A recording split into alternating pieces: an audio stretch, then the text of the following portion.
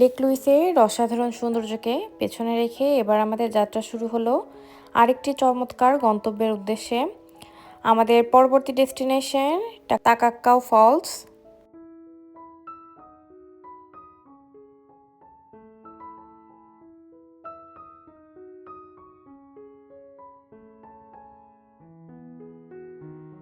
এই রাস্তাটা ছিল চারপাশে রকি মাউন্টেন, ঘন সবুজ বন আর পাহাড়ের ভেতর দিয়ে আমরা এগিয়ে চলছিলাম। মনে হচ্ছিল প্রকৃতির যেন প্রতিটা বাঁকে নতুন একটা দৃশ্য সাজিয়ে রেখেছে। আর এই পথ পেরিয়েই আমরা পৌঁছে গেলাম ইয়োহো ন্যাশনাল পার্কে। এটি ব্রিটিশ কলম্বিয়ার রকি মাউন্টেনের অন্যতম সুন্দর ন্যাশনাল একটি পার্ক। আর এই পার্কের সবচেয়ে বিখ্যাত আকর্ষণীয় স্থানগুলোর মধ্যে এই ফলসটা ছিল। এই বনের মধ্যে রাস্তায় আমরা ট্রেন দেখতে পারলাম। এটা হচ্ছে মালবাহী ট্রেন। পাহাড়ের এত উপরে এই ট্রেনটা যাতায়াত করছে সেটা দেখে অবাক হলাম। আর এইখানে কিন্তু পাহাড় কেটে রেল লাইনটা করে দেওয়া হয়েছে।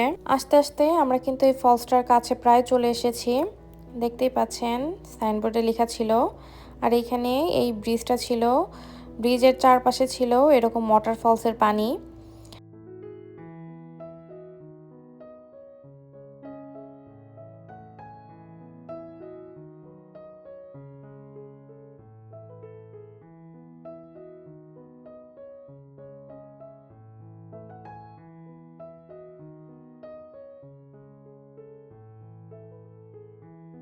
এখন যেই রোডটা দেখতে পাচ্ছেন এই রোডটা ভীষণ রিস্কি ছিল। একদম নিচের দিক যদি তাকানো যায় তাহলে মনে হচ্ছিল একদম নিচে পড়ে যাব। একটা একটা করে গাড়ি উপরে উঠছিল। আর এখান থেকে দেখতেই পাচ্ছেন আমরা কতটা উপরে উঠে এসেছি। এখানে আসলে অবশ্যই খুব সাবধানে গাড়ি চালাবেন।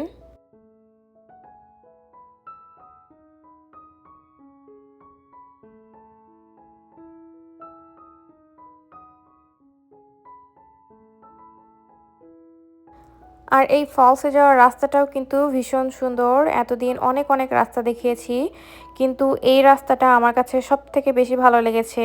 পৃথিবীটা আল্লাহ কত সুন্দর করে বানিয়েছেন সেটা হয়তো আমরা প্রতিদিনের ব্যস্ততায় খেয়ালই করি না, কিন্তু এমন জায়গায় এলে মনে হয় যে সৃষ্টিকর্তার সৃষ্টি সত্যি আসলে কতটা অসাধারণ।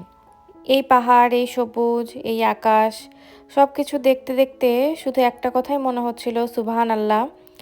আল্লাহ তার পৃথিবী কত সুন্দর করে সাজিয়ে রেখেছেন। কখনো কোনো জায়গায় সৌন্দর্য আসলে ক্যামেরায় ধরে রাখা যায় না, শুধু চুপচাপ করে দেখতে হয় আর তাকিয়ে থাকতে ইচ্ছে করে। এই জায়গাটা ঠিক তেমনই ছিল।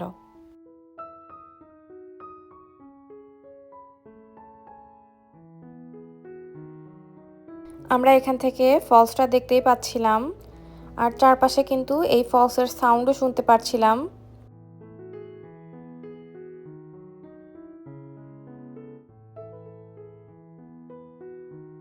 গাড়ি পার্ক করে আমরা যখন ফলসের দিকে হাঁটা শুরু করলাম তখন আসলে বোঝা যাচ্ছিল না যে সামনে কি অপেক্ষা করছে।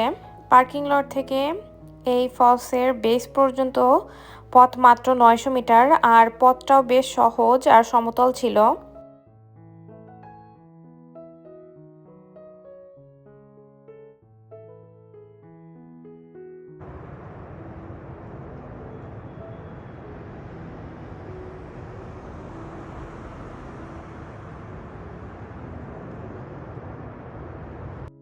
আমরা ফলসের কাছে কিন্তু এখনো পৌঁছাতে পারিনি, আমরা হাঁটছিলাম। তো এইখানে পানির ফ্লো দেখে দাঁড়িয়ে গিয়েছি, কারণ এই ঝর্ণার পানি এই দিক দিয়ে বইছিল। কিন্তু যতই সামনে এগোচ্ছিলাম পানির গর্জনটা ততই স্পষ্ট হয়ে উঠছিল।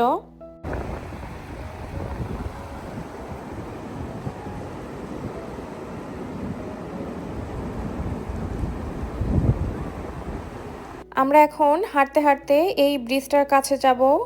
এই জায়গা দিয়ে গেলেই আমরা ওয়াটারফলসটার কাছে পৌঁছে যাব। এই তাকাক্কাও ফলস কিন্তু ক্যানাডার অন্যতম উঁচু জলপ্রপাত। এটি ক্যানাডার মধ্যে সর্বোচ্চ জলপ্রপাতের মধ্যে এটি দ্বিতীয় নম্বরে আছে। আর একটা ইন্টারেস্টিং ব্যাপার হলো এই জলপ্রপাতের পানি মূলত আসে উপরের ডেলি গ্লেসিয়ার থেকে। তাই গরমের সময় যখন বরফ আর গ্লেসিয়ার মেল্ট হতে শুরু করে তখন ফলসের পানি প্রবাহও অনেক বেশি শক্তিশালী হয়ে ওঠে।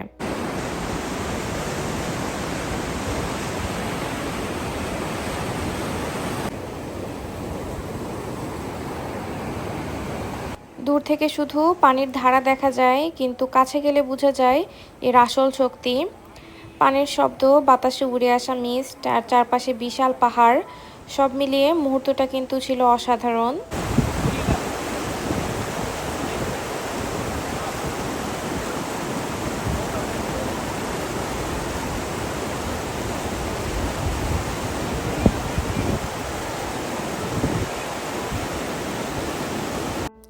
এইখানে যে ধোঁয়ার মতো দেখতে পাচ্ছেন, এগুলোই মিস্ট।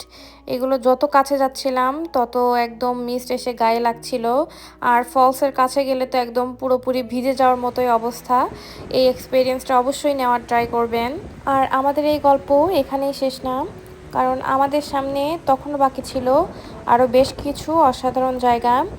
আজকের মতো এতটুকুই। আগামীতে আবার দেখা হবে অন্য আরও সুন্দর কোনো জায়গায়। ততক্ষণ পর্যন্ত আল্লাহ হাফেজ।